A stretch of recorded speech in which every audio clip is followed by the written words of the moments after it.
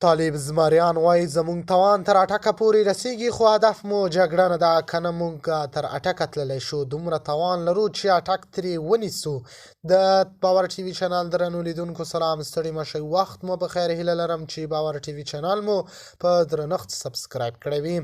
د طالبانو یو لوړپوړی چارواکي ویلي چې د دوی ځواکونه د دې توان لري چې تر اټکه پورې پرمختګ وکړي، خو ټینګاره کړی چې د دوی اصلي هدف جګړه نه بلکې د افغانستان د خاورې ساتنه او د امنیت ټینګښت دی. دغه څرګندونې د وروستیو سیاسي او امنیتي بدلونونو په رڼا کې شي او د خلکو او سیمه ییزو هیوادونو په پام یې ځان ته راړولی دی. د طالبانو چارواکو ویلي چې دوی نه غواړي له ګاونډیو هیوادونو سره شخړې ته لاره هواره کړي، خو که د افغانستان پر خاوره هر ډول ګواښ وشي، دوی به د دفاع حق وکاروي.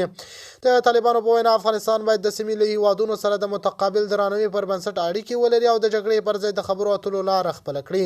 دوی زیاتوي چې د هیواد امنیت د دوی لومړیتوب دی او هڅه کوي چې وضعیت تر کنټرول لاندې وساتي.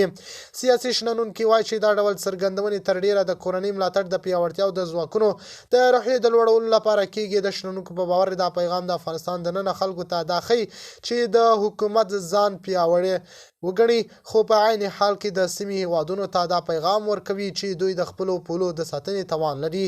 شنونکي زیاتوي چې که څه هم دا ډول خبرې زیاتره د سیاسي دریځ ښودلو لپاره کارول کیږي، خو په عملي ډګر کې د هر ډول تاوتریخوالي دوام کولی شي د سیمې پر ثبات منفي اغیز وکړي. په ورته وخت کې د سیمې ځینو هیوادونو دغو څرګندونو په اړه اندېښنه ښودلې ده او ویلي دي چې هر ډول توندې ویناوې کولی شي وضعیت لا حساس کړي. دوی په وینا د افغانستان او ګاونډي هیوادونو ترمنځ اړیکې بیا د ډیپلوماسي او تفاهم له لارې پر مخ ولاړې شي. نړیوال څارونکو هم ټینګار کړی چې په سیمه کې ثبات یوازې د خبرو اترو او سیاسي حل لارو لارې ټینګېدلی شي. هغوی وایي چې هر ډول پوځي دریځ نیولی د په خلکو ژوند لا ستونزمن کړی او اقتصاد ستونزې به زیاتې کړي.